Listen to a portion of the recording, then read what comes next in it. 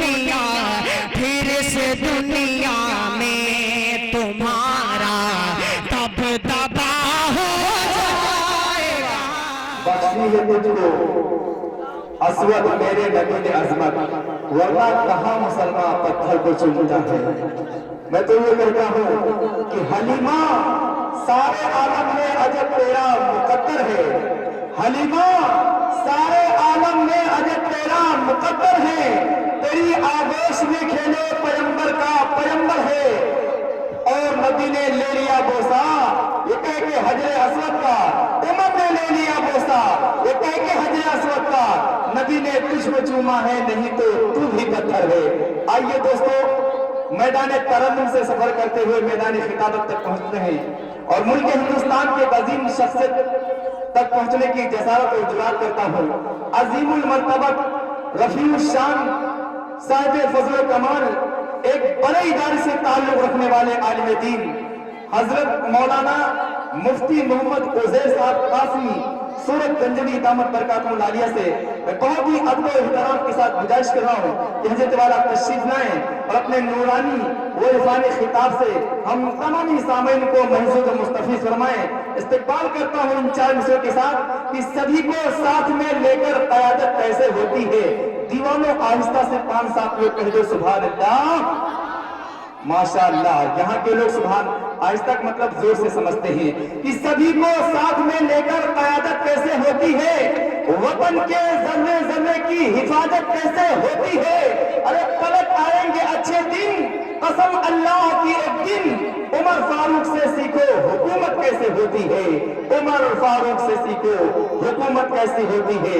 میں بہت ہی ادب و احترام کے ساتھ حضرت مولانا مفتی صاحب سے گزارش کروں گا کہ آپ تشریف لائیں اور اپنے نورانی و عرفانی خطاب سے ہم تمام اسلام کو محظوظ و مستفیض فرمائیں۔ میں ملتمس ہوں، منتظر ہوں کہ حضرت والا تشریف لائیں۔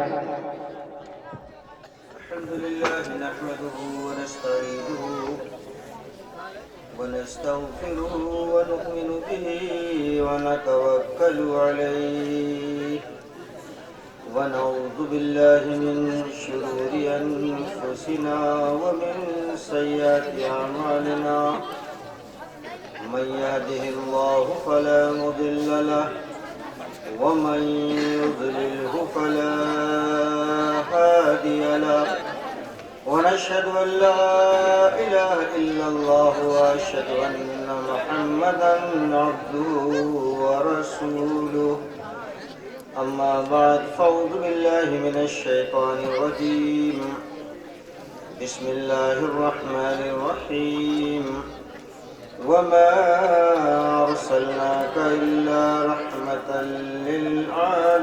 للعالمين۔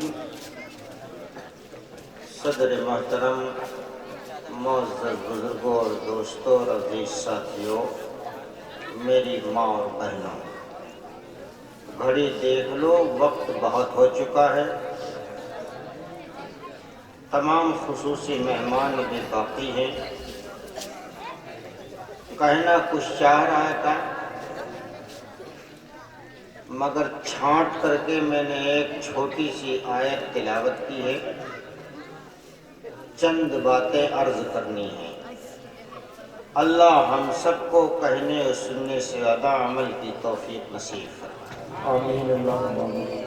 عرض یہ کرنا ہے کہ مرض جس بقدر ہائی ہوتا ہے، علاج بھی اسی کے بقدر ہائی ہوتا ہے۔ ابتدائی مرحلے میں نزلہ، زکام، بخار پیراسیٹامول سے ختم ہو جاتا ہے۔ جب بخار حد سے زیادہ تجاوز کر جائے تو اینٹی بائیوٹک کے بغیر کوئی ٹیبلٹس، کیپسولز، انجیکشنز کام نہیں کرتے۔ جس لیول کا مرض ہوتا ہے اسی پیرائے کی دوائیں تجویز کی جاتی ہیں، تب اس کا علاج ممکن ہوتا ہے۔ عرض یہ کرنا مقصود ہے کہ ہم اور آپ سیرت النبی کے جلسے میں تشریف لائے ہیں، سیرت سننے اور سنانا مقصود ہے تو خوب اچھی طرح یہ سمجھ لو میرے پیارے جناب محمد رسول اللہ صلی اللہ علیہ وسلم کی کوئی سیرت ایسے نہیں ہے جو 2 4 10 20 راتوں میں کہہ دی جائے اور سننے والے اس کو سن لیں، بلکہ محمد رسول اللہ صلی اللہ علیہ وسلم کی سیرت کا مطلب یہ ہے کہ شیخ سعدی علیہ الرحمہ نے فرمایا کہ بعد از خدا بزرگ تو یہ قصہ مختصر ہے، اس کے بعد کوئی لفظ ہی نہیں ملتے ہیں۔ کسی صاحب کلام نے اپنے کلام میں یہ بات کہی تھی کہ محمد رسول اللہ کی سیرت کا انسان کو اپنی زبان سے بیان کرنا مساوی ہے اس کے کہ سمندر کو سیپ سے الجھا جائے۔ جن لوگوں نے سمندر کی فضاؤں کو دیکھا ہوگا، کھلے سمندر کو جس نے ایک نظر دیکھا ہوگا، وہ محسوس کر سکتا ہے کہ سمندر کسے کہتے ہیں۔ جہاں تک نظریں جا سکتی ہیں وہاں تک پانی کے سوا کنارہ نظر نہیں آتا، سمندر نام اس چیز کا ہے۔ سیپ کہتے ہیں ستی کو جو ہمارے آپ کے ہاں پائی جاتی ہے۔ اگر کوئی شخص اس ستی سے سمندر کو الجھنا چاہے تو کیا یہ ممکن ہے؟ اس ستی سے سمندر کو الجھا جا سکتا ہے؟ بالکل اسی طریقے سے جناب محمد رسول اللہ صلی اللہ علیہ وسلم کی تعریف میں اگر کوئی لبکشائی کرنا چاہے، آپ صلی اللہ علیہ وسلم کی تعریف کو قلم کی نوک سے لکھنا چاہے، آپ صلی اللہ علیہ وسلم کی تعریف کو زبان سے بیان کرنے پہ کوئی شخص اگر آمادہ ہو جائے تو زندگیاں تام ہو جائیں گی۔ محمد رسول اللہ کے کسی ایک پہلو کی تعریف کما حقہ ادا نہیں ہو سکتی۔ تو میں یہ عرض کر رہا تھا کہ مرض جس لائق ہوتا ہے دوا بھی اسی طریقے کی تجویز کرنی پڑتی ہے۔ جس دور میں ہمارے اور آپ کے آقا حضرت محمد صلی اللہ علیہ وسلم کو دنیا کے اندر بحیثیت نبی کے مبعوث فرمایا گیا، اس وقت پوری دنیا کے اندر کفر اور شرک کا مرض بالکل عروج پر پہنچ چکا تھا۔ اس پورے روئے زمین کے اوپر کوئی بھی فرد اللہ کی وحدانیت کا قائل باقی نہیں رہا تھا۔ لوگ جانتے نہیں تھے اپنے معبود برحق کو، رب کریم کو، اس زمین اور آسمان کے پیدا کرنے والے کا کوئی تعارف نہیں باقی رہا تھا دنیا کے اندر۔ لوگوں کے ذہنوں سے وحدانیت کا تصور نکل چکا تھا۔ عقائد کے اعتبار سے، اخلاقیات کے اعتبار سے، معاملات کے اعتبار سے، معیشت کے اعتبار سے، معاشرے کے اعتبار سے لوگ اتنا بگڑ گئے تھے، اتنا بگڑ چکے تھے کہ جانور ان سے اچھی خصلتوں کے تصور کیے جاتے تھے۔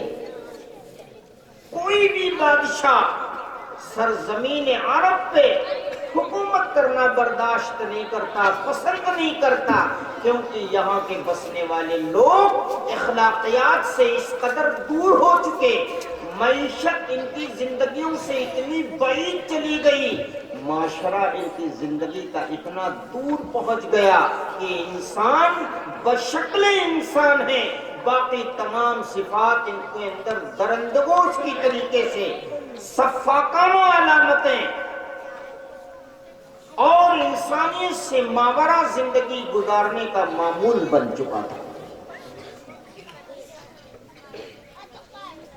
ایسے پرفتن دور میں اللہ نے اپنی قدرت کاملہ سے ہمارے اور آپ کے نبی جناب محمد رسول اللہ صلی اللہ علیہ وسلم کو اس بگڑی ہوئی سرزمین کے لیے نبی آخر زمان منتخب کر کے دنیا میں مبعوث فرمایا۔ اور سے سننا، بس چند منٹ میں بات کروں گا، تاخیر بہت ہو چکی ہے۔ ایسے ماحول میں جب اللہ کی وحدانیت کا کوئی علم نہیں ہے کسی کو، ہم کو کس نے پیدا کیا، کاہے کے لیے پیدا کیا، قرآن نے فرمایا افحسبتم انما خلقناکم عبثا، کیا تم یہ سمجھتے ہو میرے بندو کہ تم کو ایسے ہی بے مقصد ہم نے پیدا کر دیا ہے؟ کھاؤ پیو مر جاؤ چلے جاؤ، جیسے پوری دنیا نافرمانی کی زندگی گزار رہی ہے، محمد صلی اللہ علیہ وسلم کی امت کا شرف ملنے کے بعد بھی تم اسی طریقے سے اپنی زندگی کو منزل آخر تک پہنچا کے چلے جاؤ؟ نہیں، ہم نے تم کو ایک بہت عظیم مقصد کے تحت دنیا کے اندر بھیجا ہے، اور وہ مقصد میرا نبی تم تک پہنچانے آیا ہے۔ الیوم اکملت لکم دینکم واتممت علیکم نعمتی ورضیت لکم الاسلام دینا۔ میں شاہد ہوں اس بات پر، کون کہہ رہا ہے؟ اس زمین کا پیدا کرنے والا رب کائنات کہ میرے نبی نے الیوم اکملت لکم دینکم، میرے نبی نے میرا مکمل دین میرے بندوں تک پہنچا دیا ہے۔ کیا ہے اللہ کے نبی کی ذات؟ قرآن کے نزول سے پہلے جو دیگر انبیاء اس دنیا کے اندر آئے، جو صاحب کتاب تھے یا ان کو صحائف عطا کیے گئے، تو ان کتابوں کے اندر بھی اللہ نے اپنے نبی آخر الزمان جناب محمد رسول اللہ صلی اللہ علیہ وسلم کی پیشین گوئی بشارت کے طور پہ عطا کرنا۔ اور کیا فرمایا؟ ہر نبی سے ہر دور میں اللہ نے اس کی کتاب میں یہ بات نازل فرمائی کہ اگر میں عنقریب اپنا ایک لاڈلا رسول دنیا کے اندر بھیج رہا ہوں، تحقیق کی وہ آ چکا ہے، اگر تمہاری زندگی کے درمیان میں میرا نبی آ جائے تو تم نبی ضرور ہو، لیکن نبی کے آخر زمان جناب محمد رسول اللہ کے ظہور کے بعد تمہاری نبوت کا سکہ ختم ہو جائے گا، تم کو بھی میرے نبی جناب محمد رسول اللہ کی تکلیف کرنی پڑے گی۔ تورات کے اندر اللہ رب العالمین نے فرمایا کہ میں قریب اپنا ایسا لاڈلا رسول دنیا کے اندر بھیجنے والا ہوں جو ایسی صفات کا متحمل ہوگا۔ اور سے سنو، میں قریب اپنا لاڈلا رسول دنیا کے اندر بھیج رہا ہوں جو ایسی صفات کا متحمل ہوگا، اتنی تضرع ہوگی اس کے ذات کے اندر، اس قدر انکساری ہوگی اس ذات اقدس کے اندر کہ پوری دنیا کے لوگ، کوئی بھی ایک فرد میرے نبی جناب محمد رسول اللہ صلی اللہ علیہ وسلم کے اخلاقیات سے کبھی متاثر نہیں ہوگا۔ کسی شخص کے دل کو میرے نبی کی وجہ سے کبھی تکلیف نہیں پہنچے گی۔ لفظ غور کرنا، اللہ فرمانے میں ایسا نبی دنیا کے اندر مبعوث کروں گا، ایک دو دن نہیں، سال دو سال نہیں، فرمایا پوری عمر میں کوئی ایک فرد کے دل کو بھی میرے نبی کی وجہ سے تکلیف نہیں پہنچے گی۔ قریش کو نہیں کہا، مہاجرین کو نہیں کہا، ایمان والوں کو نہیں کہا، مسلمانوں کو نہیں کہا، مدینے میں رہنے والوں کو نہیں کہا، مکے والوں کو نہیں کہا، بلکہ فرمایا اللہ رب العالمین نے میں ایسا نبی بھیجوں گا کہ پوری عمر کسی بھی ایک شخص کے دل کو میرے نبی کے ذریعے سے کبھی تکلیف نہیں پہنچے۔ نبی کے چاہنے والوں کا بھی معمول یہ ہوگا کہ ان کی ذات سے کبھی کسی کو تکلیف نہ ہو۔ اب غور کریں کہ ہماری ذات سے کسی کو تکلیف تو نہیں ہے؟ اللہ کے نبی فرما رہے ہیں، اللہ فرما رہا ہے میرے نبی کے ذریعے سے نہ مشرک نہ کافر، جبکہ مکے کے اندر مدینے کے اندر بے شمار مرتبے آپ سن چکے ہوں گے کہ اللہ کے رسول صلی اللہ علیہ وسلم کی ذات اقدس کے کتنے مخالفین، کیسے کیسے دشمن ہیں، کیسی کیسی سازش رچنے والے، ابو جہل جیسا مخالف۔ ابو جہل جانتے ہیں کون ہے؟ علماء ربانی نے لکھا ہے ابو جہل کے بارے میں فرعون ہذہ الامہ، یہ ابو جہل جو محمد صلی اللہ علیہ وسلم کا امت کا ایک فرد ہے، اس کے بارے میں علماء ربانی نے لکھا ہے فرعون ہذہ الامہ، یہ نبی کی عداوت میں اس قدر حد سے تجاوز کر گیا کہ اس کو اس امت کا فرعون کہا گیا ہے۔ دیکھو میں آپ کو تاریخ کی طرف لے جا رہا ہوں۔ ایک فرعون وہ تھا جو حضرت موسیٰ علیہ السلام کے زمانے میں تھا۔ اس فرعون نے خدائی دعویٰ کیا تھا، قال انا ربکم الاعلی فاسجدونی۔ حضرت موسیٰ اللہ کی وحدانیت کی دعوت دیتے تھے، فرعون اپنے آپ کو خدا کہتا تھا، انا ربکم الاعلی، میں ہی تو سب سے بڑا رب ہوں، میں ہی تو تمہارا خدا ہوں، فاسجدونی، اے لوگوں میرا سجدہ کرو، میری اطاعت کرو، میری بندگی کرو، میرے سامنے اپنے سروں کو جھکایا کرو، میرے سوا کوئی معبود نہیں ہے۔ اس نے خدائی دعویٰ کیا تھا، لیکن یہ ابو جہل اللہ کے نبی کا دشمن تو ضرور تھا، محمد رسول اللہ کے دین کو مٹانے کی کوششیں جس قدر ابو جہل نے کی ہیں، شاید اتنی تدبیریں کسی دوسرے نے نہیں کی ہوں گی۔ 24 گھنٹے ابو جہل، دارالندوہ اس کا ایک ہیڈ کوارٹر تھا، جہاں اپنے وہ حوالین، مصاحبین، چاہنے والے، اسلام کے دشمنوں کی جماعت کو روز بلا کر کے اس میں روزانہ نیا مشورہ کیا کرتا تھا۔ اب مسلمانوں کے خلاف کیا کیا جائے، اب نبی کے خلاف کون سی تجویز پیش کی جائے، اب نبی کو مٹانے کی کون سی شکل بنائی جائے، اب نبی کی توہین کی کون سی شکل تجویز کی جائے۔ روز دارالندوہ کے اندر مشورہ ہوتا اور صبح اس کے اوپر عمل درآمد ہو جاتا۔ یہ ابو جہل کا روزانہ کا کام تھا، بغیر ناگا شاید اس کی قسمت میں اللہ نے اجل میں ایمان نہیں رکھا تھا، ورنہ ابو جہل ایک ایسا سخت کافر گزرا ہے کہ اللہ کے نبی کے ذریعے سے جتنے معجزات ابو جہل کو دکھائے گئے شاید کسی دوسرے نے نہیں دیکھا ہوگا۔ میں آپ کو بتاؤں کہ ایک مرتبہ ابو جہل نے محمد رسول اللہ کو نعوذ باللہ من ذالک ہلاک کرنے کی ایک تجویز بنائی۔ تجویز کیا بنائی؟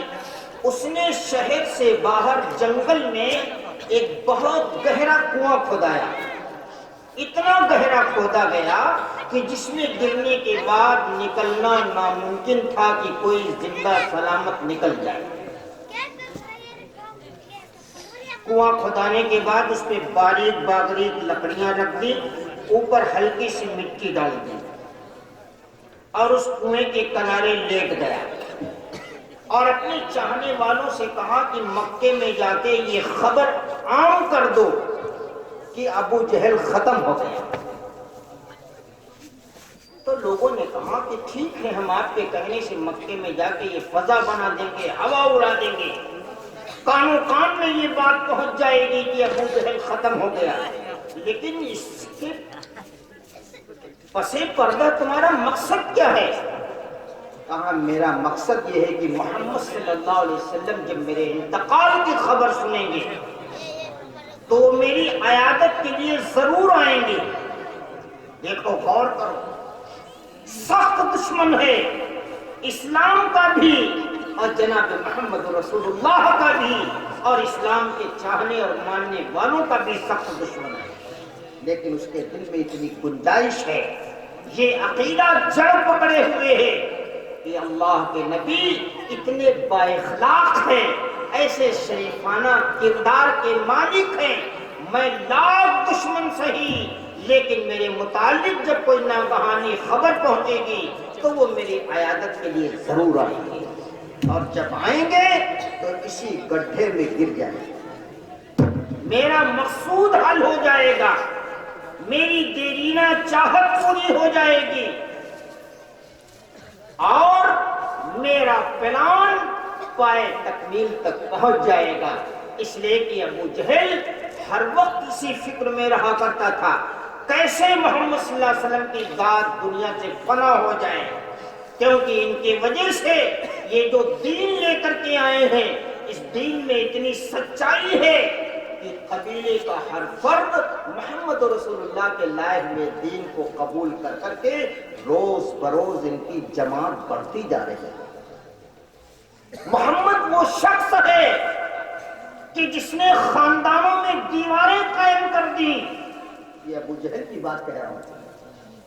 ابو جہل کا یہ کہنا ہے کہ محمد سرزمین عرب پہ وہ پہلا شخص پیدا ہوا ہے، اتنی صفات کا متحمل ہے، نہ وہ تیر سے لڑتا ہے، نہ کمانوں سے لڑتا ہے، نہ شمشیریں برہنہ کرتا ہے، نہ وہ توپوں کا استعمال کرتا ہے، بلکہ اس کو دین جو لے کر کے آیا ہے، اس دین کے اندر وہ کشش ہے، اس دین کے اندر وہ حقانیت ہے، اس دین کے اندر وہ سچائی ہے کہ اس کا کلمہ سننے کے بعد، اس کے کردار کو دیکھنے کے بعد ہر جوان، مرد، عورت، بالغ، بوڑھا، بچہ سبھی متاثر ہو کر کے گھروں میں دیواریں قائم ہو گئی۔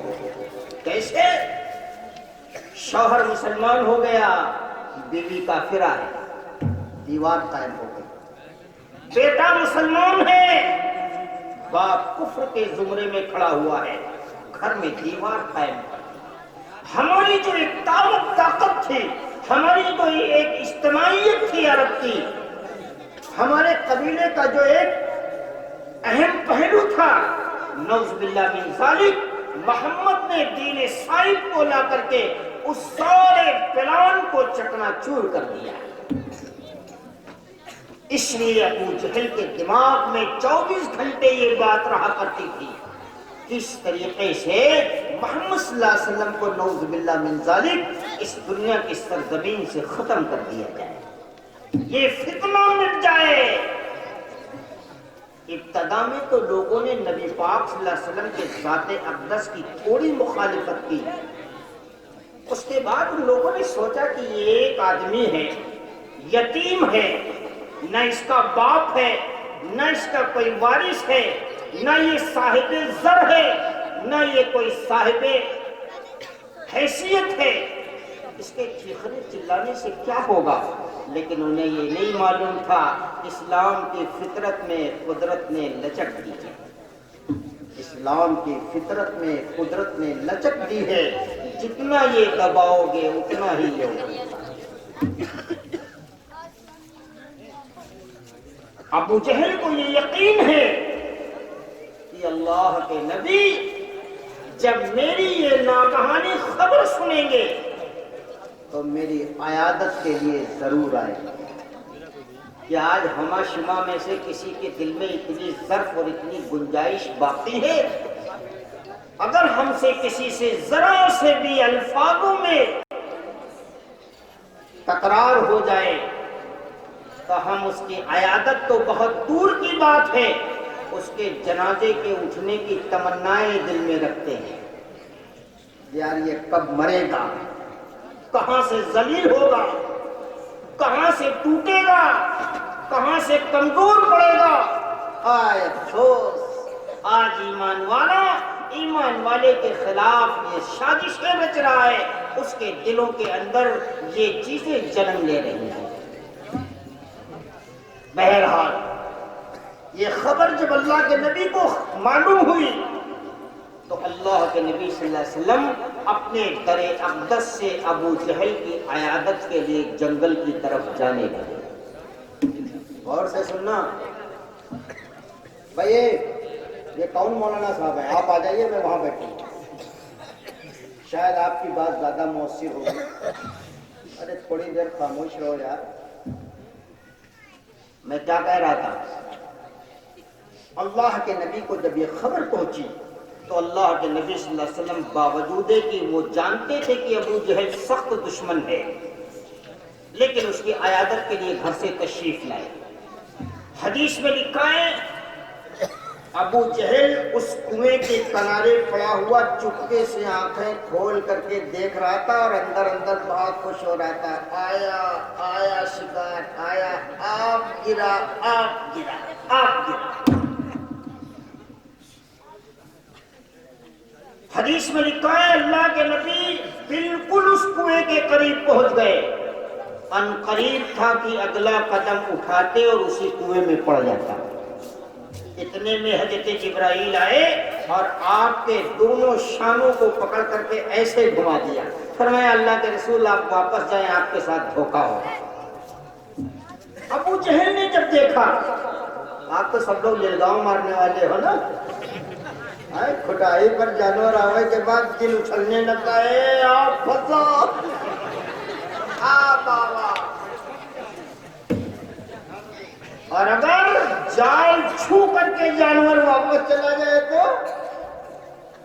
جانتے نہیں جانتے ہم تمہیں ایک جانتے ہو.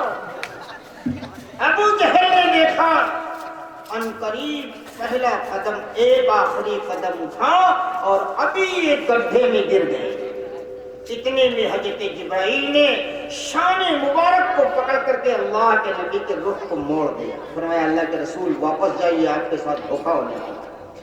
جیسے ابو جہل نے دیکھا کہ اللہ کے نبی شکار تو جا رہا ہے، مارے ہڑبڑاہٹ کے اٹھا، اسے خود نہیں پتا چلا کہ ہم نے گڈھا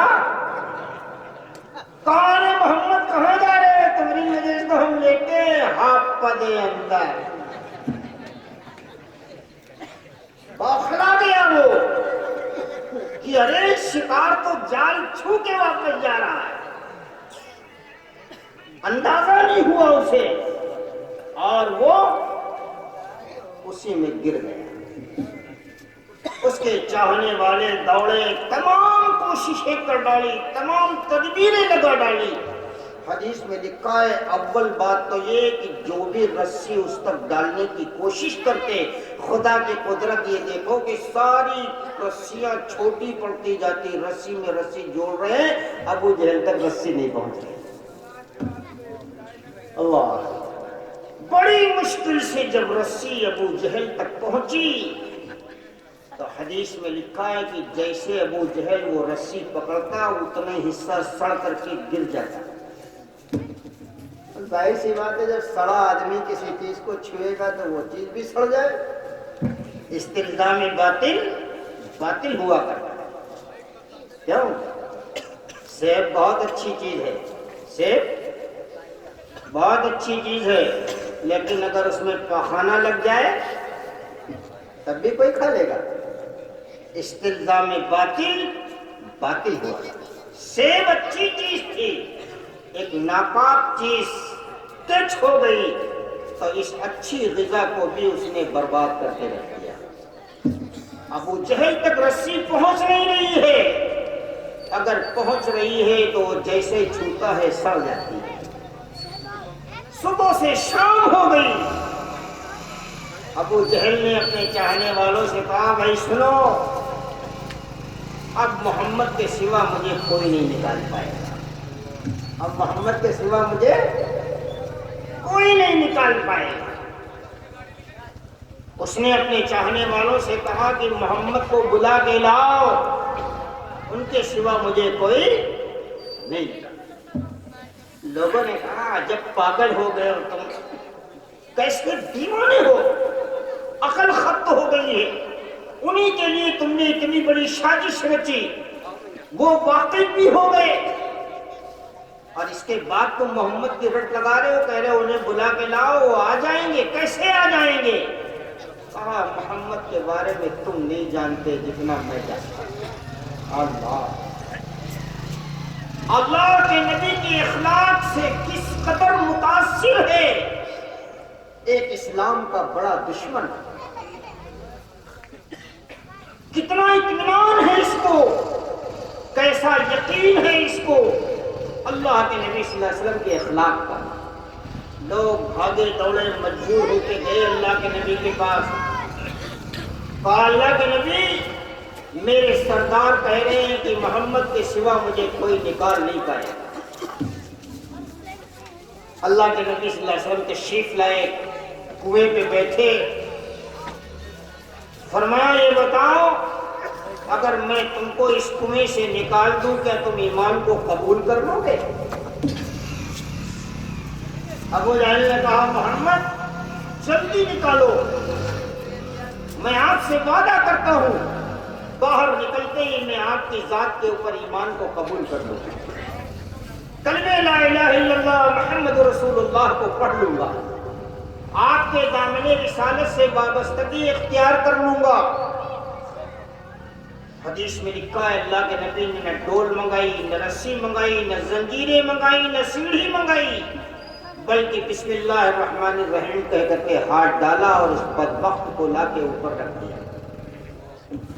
جیسے ابو جہل اوپر نکلا اس نے کہا محمد ہم مان گئے، تم بہت بڑے جادوگر ہو، تمہارا جادو زمین کی سطح کے بعد زمین کے تحت الثری تک بھی چلتا ہے، یہ بدبختی ہے۔ تو میں یہ عرض کر رہا تھا اللہ نے دیگر کتابوں کے اندر یہ بات پیشین گوئی کے طور پہ کہی کہ میرا نبی جو دنیا میں آئے گا وہ اتنا تضرع والا ہوگا، اتنی خاکساری والا ہوگا، ایسا کریم ہوگا کہ اس کے کردار سے کسی بھی شخص کو پوری زندگی کوئی تکلیف نہیں پہنچے۔ پوری تاریخ اسلام اٹھا کر کے دیکھ لو، اللہ کے نبی صلی اللہ علیہ وسلم کی ذات اقدس سے کسی شخص کو بھی کوئی تکلیف نہیں پہنچی۔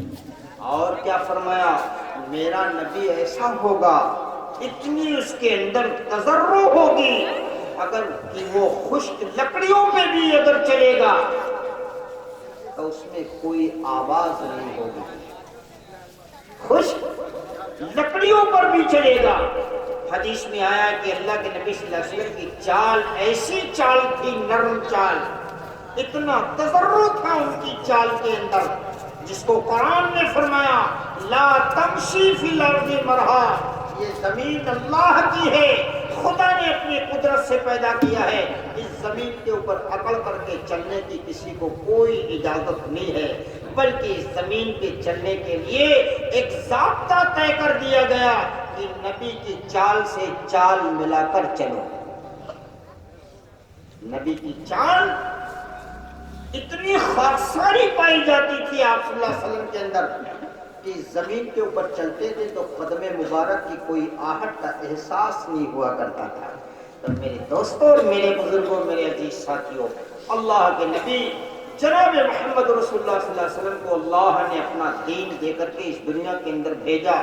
اللہ کے نبی نے دنیا میں آنے کے بعد سارے لوگوں کو یہ بات بتا دی قولوا لا الہ الا اللہ تفلحوا، اے لوگوں میں تمہاری طرف، تمہارے رب کی طرف سے بھیجا گیا ہوں، بشیرم و نذیرہ بنا کر کے بھیجا گیا ہوں، میرے نبوت دے کر کے بھیجا گیا ہے، میری یہ ذمہ داری ہے، میری یہ محبت ہے کہ میں ایک ایک بندے کا تعلق اس کے رب سے جوڑ دوں۔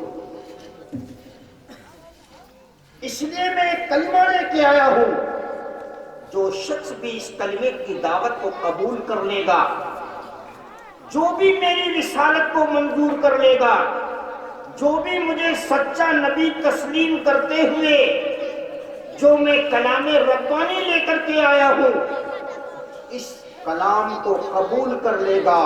قبول کرنے کا مطلب کیا ہوتا ہے؟ جیسے اللہ کے نبی صلی اللہ علیہ وسلم نے کلمہ کی دعوت دی تو کلمے کو قبول کرنا کہا۔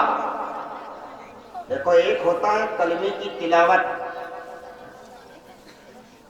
حدیث میں آئے اقرار باللسان و تصدیق بالقلب، کلمہ کا تقاضا یہ ہے کہ اس کی صحت الفاظ کے ساتھ کلمے کو اپنی زبان سے پڑھا جائے، اور کلمے کا مقصد دل کی گہرائیوں سے قبول کیا جائے۔ اب آج کل اللہ کا شکر ہے کہ ہم سب نے کلمہ پڑھا ہے، اس وجہ سے مسلمان کہتے ہیں اے مسلمان، لیکن ایک بات سمجھ لینا، مسلمان کی دو ورائٹی ہیں، دو قسمیں ہیں۔ ایک قانونی مسلمان، اللہ معاف فرمائے، ایمانداری سے کبھی تنہائی میں بیٹھ کر کے فیصلہ کرو کہ ہم قانونی مسلمان ہیں یا حقیقی مسلمانوں کے زمرے میں داخل ہو گئے۔ قانونی مسلمان کیا ہے؟ کلمہ پڑھائیں، مسلمانوں نام لکھ گیا، اس وجہ سے آئی ڈی پہ مسلمان، آدھار کارڈ پہ مسلمان، راشن کارڈ پہ مسلمان، ایڈنٹی کارڈ پہ مسلمان، پاسپورٹ کے اوپر مسلمان، گورنمنٹ کے لکھا پڑھی میں مسلمان، باقی ایمان۔ اللہ کے نبی صلی اللہ علیہ وسلم نے فرمایا تم میں سے کوئی بھی شخص اس وقت تک کامل مسلمان نہیں ہو سکتا حتی اکون احب الیہ من والدہ وولدہ والناس اجمعین، جب تک میری ذات یعنی میں اس کے دلوں میں اس قدر محبوب اور مقبول نہ بن جاؤں کہ اس کی ماں سے بھی زیادہ میں محبوب، بیوی سے بھی زیادہ محبوب، بچوں سے بھی زیادہ محبوب، باپ سے بھی زیادہ محبوب، پوری دنیا سے زیادہ محبوب، جب تک میں اس کے دل کے اندر نہ بن جاؤں اس وقت تک وہ کامل ایمان والا کہلانے کے لائق نہیں۔ اب ہم اندازہ لگائے کہ اللہ کے نبی کی ذات جن کی سیرت ہم سننے کے لیے آئے ہیں، اس نبی سے ہم کو اس قدر محبت اور الفت ہے، اتنی چاہت ہے کہ ایک طرف نبی اور نبی کا حکم ہو، ایک طرف ہماری بیوی اور بیوی کی خواہش ہو۔ آؤ اپنے ایمان کو تول کر کے آزما لو، بیوی کی خواہشات غالب آتی ہیں، بیوی کی محبت غالب آتی ہے، یا اللہ کے نبی کا فرمان غالب آتا ہے۔ روز اپنے دل کا اپنے ایمان کا جائزہ لے سکتے ہیں، اپنے ایمان کی گہرائی کو ناپنے کا پیمانہ دے دیا خدا نے۔ 24 گھنٹے میں ہر وقت اعمال دنیا اور اعمال آخرت کا تصادم ہوتا رہتا ہے، اختلاف ہوتا رہتا ہے۔ مؤذن کہہ رہا ہے حی علی الصلاۃ حی علی الفلاح، تقاضا یہ ہے دھان لادنا ہے، تصادم ہو رہا ہے دین کا اور دنیا کا۔ اب اپنے دل کے پلیٹ فارم پہ آ کے تولو، اس تصادم میں دنیا مقدم ہوتی ہے یا دین مقدم ہوتا ہے؟ اگر دل کہہ دے کہ نہیں پہلے نماز بعد میں کھیل، دل یہ کہہ دے پہلے اللہ کا حکم بعد میں بیوی کی توجہات، دل یہ کہہ دے نبی کا طریقہ مقدم اولاد کی خواہشات مؤخر، سمجھو ایمان دل کے کسی خانے میں اللہ کی مقبولیت کے بقدر موجود ہے۔ اور جب دل یہ کہہ دے نماز بعد میں پڑھ لیں گے، ایک کا کام پہلے کر لو، بیوی کی فرمائش پوری کر دو، اللہ کے دین کے اوامر کو بعد میں پورا کر لیا جائے، سمجھو ایمان کہیں نہیں ہے، یہ صرف دھوکہ ہے۔ یہ آخرت میں پتہ چل جائے گا۔ خوب اچھی طرح ایک بات سمجھ لو، میں اکثر کہا کرتا ہوں ہر چمکنے والی چیز سونا نہیں ہوا کرتی، بلکہ سونے کی حقیقت یہ ہے جب وہ کسوٹی پہ پرکھا جائے، سونا اس کسوٹی پہ اگر کھڑا اتر جائے اب سمجھو کہ یہ سونا ہے۔ جب ایمان ماحولات دنیا میں تزلزل پانے لگے اور دنیا کو مؤخر کر کے دین کو مقدم کر دیا جائے، سمجھو ایمان کا کوئی جز دل کے اندر باقی ہے۔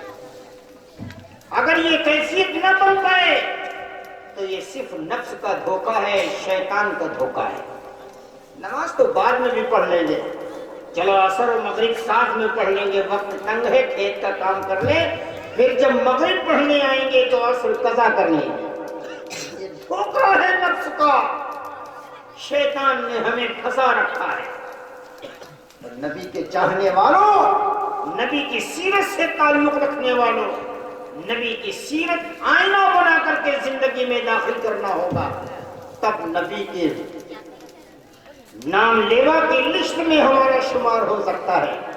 ہم کوشش کریں اس بات کی، فکر کریں اس بات کی۔ اللہ کے نبی نے ایک کلمہ دیا تھا، اس کلمے کا ایک تقاضا ہے کہ اللہ کے نبی جو دین لے کر کے آئے، انسان کی کامیابی اللہ نے 100% نبی کے طریقے میں رکھی ہے، اس کا یقین دل کی گہرائیوں میں اتر جائے۔ نبی جیسی شکل بنانے ہی میں کامیابی ہے، نبی کے اصول پر تجارت کرنے ہی میں کامیابی ہے۔ آج دیکھو تمام مسلمان جس سے پوچھو بھیا کا دکان رکھے ہیں، کیا کرتے ہیں؟ تجارت کرتے ہیں۔ اللہ اکبر، کس کے غلام ہو؟ محمد کے غلام ہے، کلمہ پڑھا ہے، لا الہ الا اللہ محمد رسول اللہ۔ جب محمد کی غلامی کا اقرار ہے تو تجارت بھی محمد کے اصول کے مطابق ہوتی ہوگی۔ مجھے بہت افسوس ہوتا ہے، دیہات کی تو بات نہیں، میرے صورت گنج سے آگے نکل کے دیکھو، میں ایک جنرل مسلمان کی بات نہیں بتا رہا ہوں، سمجھدار مسلمان کی بات بتا رہا ہوں، سمجھدار جو 5 وقت کا نمازی ہے، شکل میں دینداروں جیسی ہے۔ تاجروں کی دکانوں پہ موٹے موٹے قلم سے لکھی ہوئی تختیاں لٹک رہی ہیں، بکا ہوا مال واپس نہیں ہوگا۔ کس نے یہ تختی لگائی ہے؟ مسلمان نے۔ بکا ہوا مال واپس نہیں ہوگا۔ ارے اللہ کے بندے، یہ تختی لگانے سے پہلے کسی عالم سے مسئلہ پوچھ لیا ہوتا کہ کیا دنیا والوں کے ساتھ ہم ایمان والوں کو بھی یہ تختی لگانا جائز ہے؟ اہل حنود نے، دنیا داروں نے، جن کا دین سے کوئی تعلق نہیں، انہوں نے تختیاں آویزہ کر دی۔ ان کو دیکھتے دیکھتے ہم نے بھی اپنی دکانوں پہ تختیاں لٹکا دی، بکا ہوا مال واپس نہیں ہوگا۔ یہ کیا چیز ہے؟ یہ کیا چیز ہے؟ آؤ میں ایک بات بتاؤں، یہ بزرگ صاحب تھے، بہت بڑے اللہ والے، بہت بڑے اللہ والے، دمشق کے اندر۔ آخری عمر میں ان بزرگ صاحب نے کپڑے کی ایک دکان کھولی۔ کیا کھولا؟ کپڑے کی دکان کھولی۔ ان کا مقصد دکانداری کرنا نہیں تھا، نہ وہ دہکوں کو تانگ جھانک لگاتے تھے، کوئی آوے کوئی پھنسائے، کوئی نس کاٹے، کچھ نہیں، ایسا کچھ نہیں۔ اپنی دکان پہ بیٹھے ہوئے تسبیح اور ذکر اور اذکار میں لگے رہتے تھے۔ کوئی آیا تو اس کو دکھا دیا، اس کی سمجھ میں آیا تو تھوڑے سے منافع کے ساتھ کچھ دے دیا، لے تو بھلا نہ لے تو بھلا، اس لیے کہ ان کا مقصد دکانداری کرنا تھا ہی نہیں۔ غور سے سننا با، اس کے بعد میں اپنی بات کو ختم کر دوں گا۔ بہت دنوں تک دکان کھولتے رہے، بند ہوتی رہی۔ ایک دن اتفاق سے ایک گاہک آیا بیچارہ، اور اس نے ایک تھان سے 2 میٹر کپڑا خریدا۔ خرید ورید کر کے لے کر کے جب گھر گیا تو یہ عام طور کے اوپر مزاج ہوتا ہے عورتوں کا، اگر شوہر لے آوے تو یہ 50 نقص نکالیں گی، کہاں دیکھے رہو، اور خود لے آوے تو پھر چاہے گردن تک یہ پھنس جائیں۔ اچھا، عورتیں بہت ہوشیار ہوتی ہیں، یہ سمجھتے ہیں کہ ہم بہت مول تول کے ہیں، کھپڑی کھائے گئے، آخر اس 100 روپے دائیں گے، 200 بتاوت رہا ہے، تو ہموں بھی بہت چالون، ہموں 30 سے اسٹارٹ بھیں۔ دکاندار بتائی 200، تو ہم 30 روپیہ سے اسٹارٹ کیے۔ اترین چڑھیں، بھاگ گئے آئیں، کرت ان کا ہم پھنسائیں لیں 100 روپیہ دے دیئے۔ یوں نہیں جانا ہے، دکاندار بہت ہوشیار ہوتا ہے، تم کا دیکھتے ساتھی وہ 80 والا تم نے 200 بتائیس رہا ہے۔ وہ جانتا تھا کہ تمہاری جبلت میں یہ چیز داخل ہے، اگر دکاندار قسم بھی کھا لے قرآن کی تب وہی مول تول کرنا بند نہیں کرے۔ بہرحال میں یہ کہہ رہا تھا کہ وہ شوہر بیچارہ کپڑا خرید کر کے لے گیا، جب گھر گیا تو عورتوں نے اس میں تمام قسم کی کمیاں نکال دی، تنگ کر دیا غریب کو۔ बेचारा बहुत मायूस हो गया तो उसने कहा कि बीवी खामोश रहो, खाओ पियो और हम खाएंगे, इसको सुबह हम वापस कराएंगे। जब दूसरा दिन हुआ तो वो समझदार आदमी था, वो कपड़ा तह करके अपने झोले में रख करके बहुत ही खौफ के माहौल में उस दुकान पर चढ़ा। पहले तो बहुत देर तक उसके मूड को परखता रहा कि दुकानदार का मूड कैसा है। तो उसने जब सब जानिब से देख लिया कि माशाल्लाह चारों तरफ से सब बराबर है, ठीक ठाक माहौल है, तो उसने बड़े खुलूस के साथ कहा कि बुजुर्ग साहब एक गलती हमसे हो गई है, माफ कर दीजिए। क्या हुआ भाई? कल मैं आपके यहाँ से थान से ये 2 मीटर कपड़ा ले गया था खरीद करके। हाँ ले गए थे आप। ये किसी वजह से हमारे घर में खातून को पसंद नहीं आया, तो मेरा ये कहने का मकसद था कि आपका जो नुकसान हुआ हो इसलिए कि थान से उतारा, तो आप वो अपना जबरे नुकसान काट लीजिए और ये कपड़ा खुदारा वापस ले लीजिए, वरना घर में हमारे बड़ा इख्तलाफ हो गया है। वो ये पूरे अल्फाज कह भी नहीं पाया था कि बुजुर्ग साहब ने झटाक से उसके हाथ से वो कपड़ा खींचा और गल्ला खोला। जितने का पैसा वो ले गया था, कपड़ा पूरे पैसे उसको वापस कर दिए। कहा ले जाओ भाई, ले जा। कहा भाई साहब, बुजुर्ग साहब क्या आप खफा हो गए? अरे भाई माफ कर दीजिए, हमको जो नुकसान हो। कहने में खफा नहीं हूँ मैं, खुदा की कसम खफा नहीं हूँ। और इससे आगे की बात सुन लो, कल के बाद से ये दुकान कभी अब आपको खुली हुई नजर नहीं आएगी। अब दोबारा ये दुकान आज के बाद नहीं खुलेगी। तो उसने कहा हुजूर इतना नाराज न हो, ये हमका वापस कर दो, चाहे जो कुछ हो, हमारी वजह दुकान न बंद हो। तो उन्होंने कहा नहीं, तुम्हारी वजह से दुकान बंद होने का मकसद नहीं है, बल्कि मेरी एक बात सुनो। मैंने अपने नबी का एक फरमान सुना है कि अल्लाह के नबी ने फरमाया, जो दुकानदार गहक से बिका हुआ माल खुशतबई के साथ, हंसी खुशी, खंदा पेशानी के साथ, बगैर किसी तकलीफ के वापस ले ले, जन्नत के 8 दरवाजों में से जिस दरवाजे से चाहे वो कयामत के दिन दाखिल हो जाए, मैं इसकी जमानत देता हूं। कौन कह रहा है? सैयदुल मुरसलीन कह रहे हैं, मैं इसकी जमानत देता हूं, 8 दरवाजों में से जिस दरवाजे से चाहे अंदर दाखिल हो जाए। मैंने ये दुकान मुनाफा हासिल करने के लिए नहीं खोला था, तिजारत मकसूद नहीं थी, बल्कि इस हदीस पे अमल करना मकसूद था।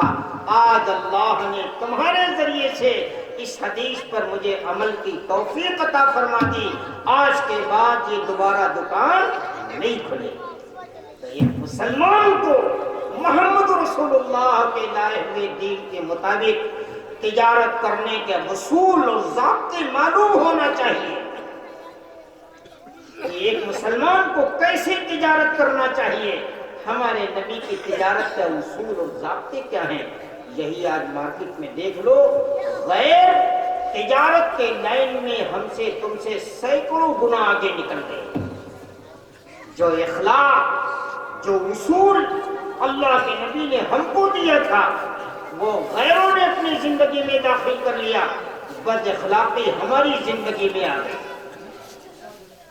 न तिजारत में बरकत रही, न तिजारत में मुनाफा रहा।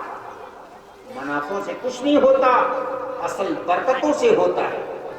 हजारों की शक्ल में रोज आए, अल्लाह बरकत उसमें से सल्ब फरमा ले, ये सारे पैसे बेकार हैं। तो तय करो कि इंशाअल्लाह जिंदगी के हर शोबे में अपने नबी के तरीके को मालूम करके उसके मुताबिक अमल करेंगे।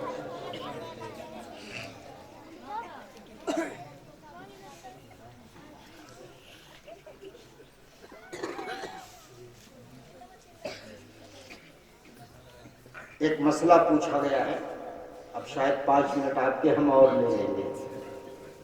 घबराए तो नहीं रहे। मसला ये पूछा गया है कि कब्र में मुर्दे को सुन्नत के मुताबिक कैसे लेटाना चाहिए। तो मैं दो चार बातें और भी कह देता हूँ। आज हमारे माशरे के अंदर बहुत खुराफात और इल्म न होने की वजह से बहुत गुनाह इबादत समझ के किए जा रहे हैं। हम समझ रहे हैं कि ये इबादत है, लेकिन शरीयत हक्का की रोशनी में जब उसे पेश करें तो शरीयत मोहम्मदी कहती है कि ये अमल गुनाह है। कैसे? देखो एक बात सुनो, मैं शुरू से बता देता हूँ आखिर तक जल्दी जल्दी।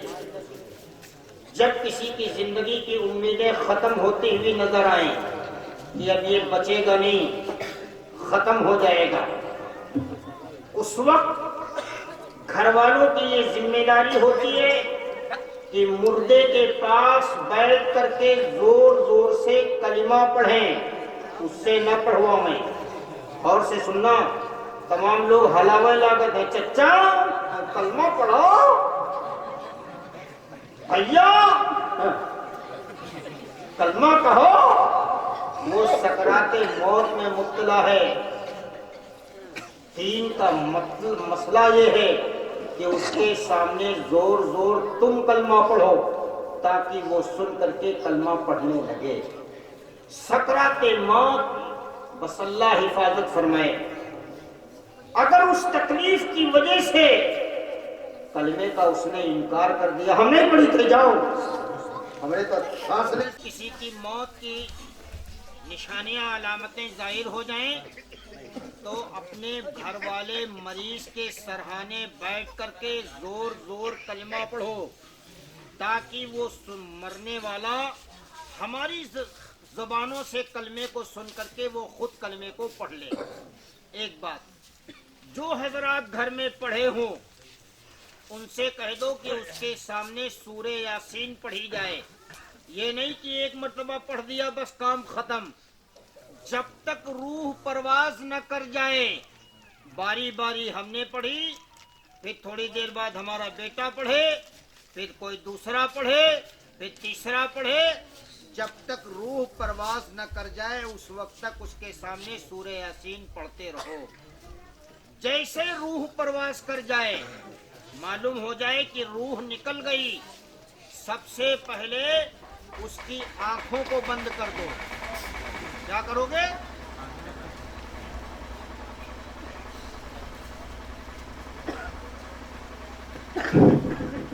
जैसे रूह परवाज कर जाए सबसे पहले आंखों को बंद कर दो।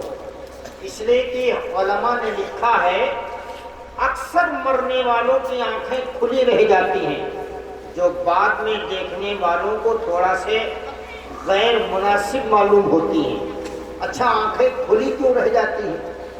हर मरने वाले की जब रूह जिस्म से निकल के आसमान की तरफ जाने लगती है तो ये आंखें हसरत के साथ उसको देखने लगती है पूरी फाड़ करके।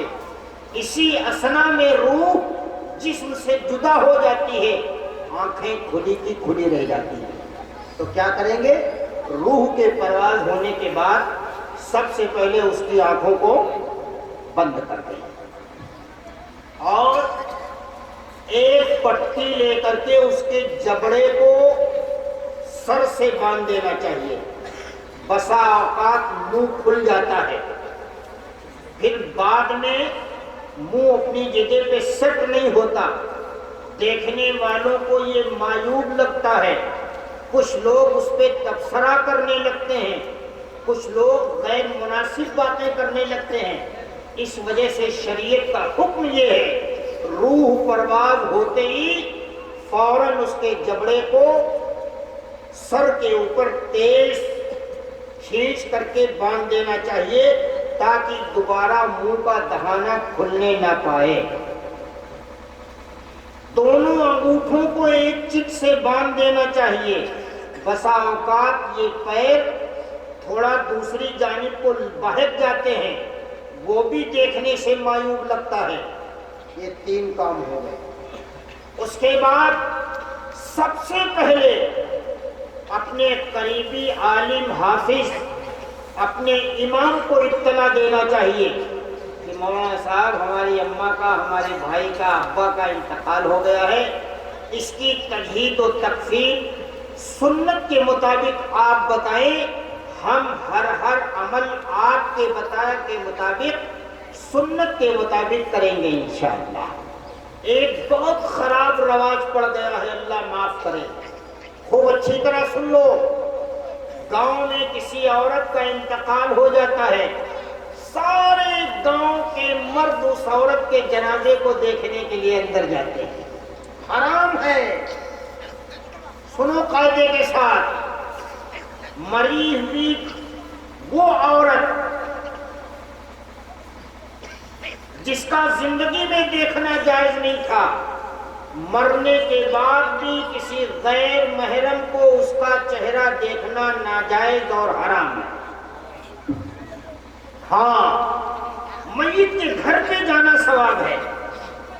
آپ نے کسی کی بیوی کے انتقال کی خبر سنی، آپ جائیں، گھر والوں سے ملاقات کریں، ان کے مردوں کے پاس بیٹھیں، ان کو صبر کی تلقین کریں، آخرت کی ان کو خوشخبری سنائیں اور دنیا سے جانے کا ضابطہ بتائیں۔ اسی طریقے سے اگر کسی مرد کا انتقال ہو جائے تو ہمارے بستیوں کی عورتیں ٹانکا مار کے جانے لگتی ہیں، فلانے کا ابا ختم ہی دے چلو دیکھ آؤ۔ ہجوم لگائے ہیں مرد کے جنازے کے پاس، عورت کے لیے یہ کام حرام ہے۔ ہاں، جانا چاہیے، جب آپ کسی کے انتقال کی خبر سنیں اس کے گھر جائیں، گھر والوں کے عورتوں کے پاس بیٹھے، ان کو صبر کی تلقین دیں۔ اب آج کل تو عورتوں کو بات کرنے کا بھی سلیقہ نہیں ہے، وہ بیچاری صبح سے رو رہی تھی، تنی ابا 5 منٹ بھیر آئے کے بعد سکون نہیں رہا ہے، کیسے چاٹ ٹھوکی آئے گی، ہاں ہاں ہاں کرے بھائی بٹیا تیرے اوپر تو گاج پھٹ پڑی، اب تم کیا کری ہو؟ اب وہ بیچاری پھر اسٹارٹ ہو گئی۔ اس کے سامنے بھی مسئلہ ہے، یہ نئی عورتیں آئی ہیں، اگر ان کے سامنے وہ روتی نہیں ہے تو بھیا یار بھرانی نہیں ہوا بہت بھیا بس کچھ کہو نہ، وہ کا آدمی مرا پڑا اٹھے کچھ رہبے نہیں کرے، یہ زبردستی۔ حالانکہ رونا رلانا کوئی عمل نہیں ہے، اس سے میت کو کچھ نہیں ملتا ہے، بلکہ بسا اوقات میت کے اوپر عذاب میں اضافہ ہو جاتا ہے۔ بسا اوقات کی بات کہہ رہا ہوں کیونکہ اس میں تشریح موجود ہے، وقت نہیں ورنہ میں بتا دیتا۔ بہرحال جب انتقال ہو جائے تو یہ عمل کریں، جتنے بھی لوگ عیادت میں آئیں ہر ایک کو تسبیح پکڑا دو، ایک مٹھا چنا دے دے کہ لو کلمہ پڑھو، نہ تم کہو ہماری نہ ہم کہیں تمہاری۔ 5-7 منٹ سے زیادہ کوئی مہارو ٹھہری نہ، سمجھ رہے ہو؟ جیسے آئے تیسے ایک انجورا بھر دے لو، چچی آئی جو وہاں لے ادھر کلمہ پڑھو۔ اب کہا بھیا ارے 4 دانہ دے دو ہم نے کافی، ہم جا رہے ہیں۔ چنا نہیں پکڑاؤ گے تو یہ شام تک بیٹھی رلاتی رہے گی، یہ بات وہ بات وہ بات، اس سے کوئی میت کو فائدہ نہیں۔ جب انتقال ہو جائے تو اس کو غسل سنت کے مطابق دو۔ سنت کے مطابق یہ ہے جس تخت کے اوپر مردے کو لٹا کر کے آپ کو غسل دینا ہے، پہلے اس تختے کو 7 مرتبے لوبان سے یا اگربتی سے خوشبو دے دو۔ 7 مرتبے کا مطلب سرہانے سے پائتانے، پھر سرہانے سے پائتانے، یہ عمل 7 مرتبے کر دو، اس طریقے سے 7 مرتبے کی عدد پوری ہو جائے گی۔ اس کے بعد میت کے جسم سے کپڑے اتارنے میں احتیاط برتو۔ افضل طریقہ یہ ہے کہ قینچی سے کاٹ کر کے اس کے کپڑوں کو اتارو۔ جن لوگوں کو سخت ضرورت ہے ان کے سوا کوئی دوسرا مرد کے سترے عورت کو مرد بھی نہیں دیکھ سکتا، عورت کے سترے عورت کو عورت بھی نہیں دیکھ سکتی۔ اس احتیاط سے غسل دو کہ اس کا سترے عورت کہیں سے کھلنے نہ پائے۔ احتیاط کے ساتھ اس کے کپڑوں کو کاٹ کر کے اس کے جسم سے علیحدہ کر دو، پھر اس کو باقاعدہ تہبند کے اندر ڈھک دو۔ تہبند کا مطلب کوئی کپڑا جس سے پورا جسم ڈھک جائے، پھر اس کو تخت کے اوپر لا کر کے لٹاؤ، پھر اس کو وضو کراؤ جس طرح ہم اور آپ وضو کرتے ہیں۔ بہتر بات یہ ہے وہ شخص وضو کرائے، وہ شخص غسل دے جس کو اعضائے وضو کی دعائیں یاد ہوں۔ جب ہاتھ دھونے لگے تو ہاتھ دھونے کی دعائیں پڑھے، کلی نہ کراؤ۔ ایک جگہ ہم نے دیکھا وہ بھیا مردے کے منہ میں پانی ڈالے ایسے کہ ہلاوے۔ ہم نے پوچھا یہ کیا چیز ہے یار، یہ کیا ظلم کر رہے ہو؟ کہے وارے مولانا صاحب تم کو نہیں معلوم، کلی کرا رہے ہیں۔ کلی کا سنت طریقہ جو فقہا نے لکھا ہے، 3 مرتبے روئی لو تیتی اور اس کو پانی میں ڈبو کر کے ایسے نچوڑ دو، دائیں طرف دانت کے اوپر لے کر کے بائیں طرف کی جانب پھیر دو، وہ روئی پھینک دو، پھر دوسری روئی لے کر کے دائیں سے بائیں پھرا دو، وہ پھینک دو، پھر تیسری مرتبہ روئی لے کر کے دائیں سے بائیں پورے دانت صاف کر دو، کلی ہو گئی۔ ناک میں پانی ڈالنا سنت ہے۔ ناک میں پانی ڈالا جاتا ہے؟ ناک میں کیسے پانی ڈالیں گے مردہ کے؟ 3 دنی 6 پھرہری بنا لو، 3 دنی 6 پھرہری۔ ان چھوٹی چھوٹی پھرہریوں کو پانی میں ڈبو کے ایسے نچوڑ کر کے پہلے دائیں ناک کی سوراخ میں گھما کر کے پھینک دو، پھر دوسری بتی نکال کے گھما کر کے پھینک دو، پھر تیسری بتی اسی طرح کر دو، پھر 3 بتیاں بائیں طرف والی ناک کی سوراخ میں چلا دو۔ ناک میں پانی ڈالنا ہو گیا۔ اب چہرہ دھلا دو، ہاتھ دھلا دو، مسح کرا دو، دونوں پیروں کو دھلا دو، وضو ہو گیا۔ اب دائیں جانب مردے کو کروٹ دے کے بائیں جانب کر دو اور 3 مرتبے ادھر سے پانی پھینکو، اس انداز پہ کہ اس کا پورا جسم تر ہو جائے۔ پھر بائیں سے دائیں جانب کروٹ مردے کو دے دو، 3 مرتبے ادھر سے پانی پھینکو، اس انداز کے اوپر کہ پورے جسم نیچے کے حصے میں تری آ جائے۔ ٹھیک؟ اب سیدھا مردہ کو لٹا دو۔ اب بیل کی پتی، صابن وغیرہ سے خوب مردے کو اچھی طریقے سے نہلا دو۔ نہلانے والے یہ خاص طور سے خیال رکھیں مردے کے جسم کو بہت تیز نہ رگڑیں، ہلکے ہاتھوں سے صابن لگا کر کے احتیاط کے طور کے اوپر کان میں بھی سب جگہ انگلیاں ڈال ڈال کر کے، ناف میں، گھوڑی میں انگلی ڈال کے ایسے ہلا دو۔ یہ اعضاء جہاں جو چور اعضاء کہے جاتے ہیں، جیسے یہ بغل ہے، یہ موڑ ہے، یہ موڑ ہے، یہ موڑ ہے، ان موڑوں میں خاص طور سے ہاتھ کو انگلیوں کو داخل کر کے ہلکے ہلکے رگڑ دو تاکہ پورا جسم نمی لے لے۔ سنت کے مطابق غسل دینے کے بعد اب پورے گھر والوں سے اس کو غسل دلا دو۔ اس کے بعد اس کو سنت کے مطابق کفن دو۔ مرد کو 3 کپڑے سنت ہیں۔ کئے کپڑے؟ 3، ایک تہبند، ایک کرتا اور ایک تہبند، کرتا ایک لفافہ جس میں لپیٹا جائے گا، جو نیچے چادر سب سے پہلے بچھائی جاتی ہے۔ یہ 3 کپڑے مرد کے لیے سنت ہیں، عورت کو 5 کپڑے دینا چاہیے۔ 3 تو یہی ہو گئے، ایک تہبند، ایک کرتا، ایک لفافہ جو نیچے ڈالا جائے گا، کفنی جسے کہتے ہیں، ایک سینہ بند، 1 میٹر کا کپڑا سینے کے اوپر ڈال دیا جائے گا، اور ایک اوڑھنی جس میں باقاعدہ سر سے اس کو اڑھا کر کے اور اس کے سینے کے اوپر لا کر کے گھما کر کے وہ رکھ دیا جائے گا۔ جب کسی کا انتقال ہو جائے تو جو یہ نیت بندھا دی جاتی ہے یہ بدعت ہے، نیت نہیں بندھانا چاہیے۔ مردے کے انتقال کے بعد چاہے وہ مرد ہو یا عورت، فوراً اس کے دونوں ہاتھوں کو پہلو میں سیدھا کر دینا چاہیے۔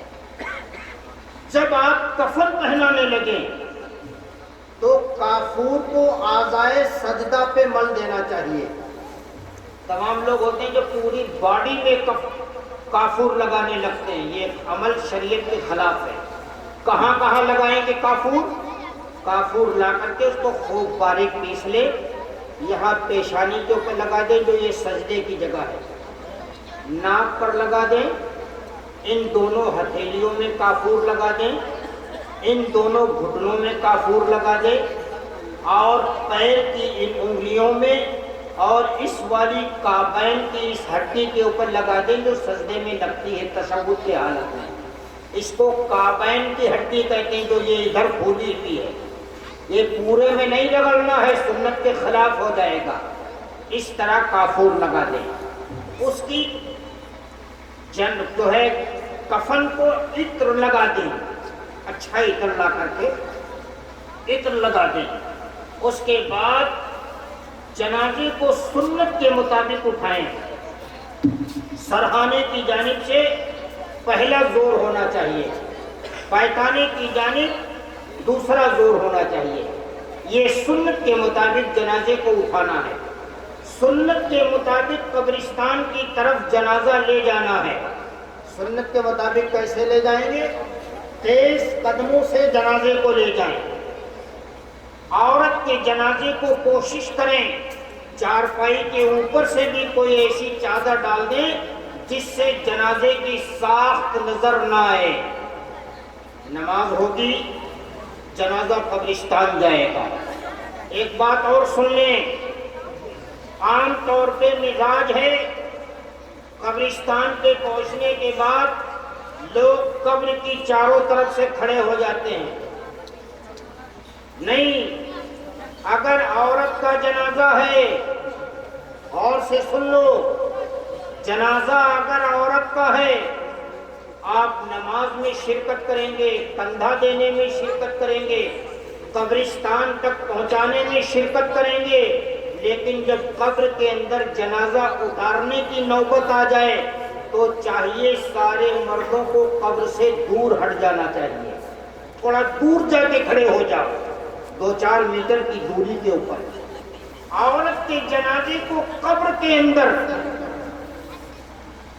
محرم اتاریں، جیسے بیٹا ہے، باپ ہے، بھائی ہے، ماموں ہے، نانا ہے، یہ محرم رشتے ہیں، ان کو چاہیے کہ قبر میں اتر کر کے عورت کے جنازے کو اتاریں۔ مرد کے جنازے کو قبر کے اندر اتارنے کے لیے کوئی قید نہیں ہے، کوئی بھی اتار سکتا ہے جس کو قبر کے اندر اتارنے کی دعا معلوم ہو، سنت کے مطابق وہ اتار سکتا ہے۔ بسم اللہ والا ملت رسول اللہ صلی اللہ علیہ وسلم پڑھ کر کے جنازے کو قبر کے اندر اتاریں۔ جب قبر کے اندر جنازہ رکھ دیں تو اس بائیں پشت، بائیں پہلو کو، کندھے کو بائیں طرف والی دیوار سے اونچا کر دیں تاکہ مردے کا رخ قبلے کی جانب ہو جائے، عین قبلے کی جانب۔ اور اس کے بعد اس کے سرہانے اور پائتانے کی رسیوں کو ڈھیلا کر دیں جو گرہ لگایا ہے۔ پھر اس کے بعد پٹرے وغیرہ لگا کر کے مٹی دینا شروع کر دے. جب مٹی دے، ہر مٹی دینے والے کے لیے ضروری ہے یہ دعا پڑھے، منہا خلقناکم وفیہا نعیدکم ومنہا نخرجکم تارۃ اخری. اس طریقے سے اپنے جنازوں کو خاموشستان میں قبر کے حوالے کرنا چاہیے. واخر دعوانا الحمدللہ رب العالمین.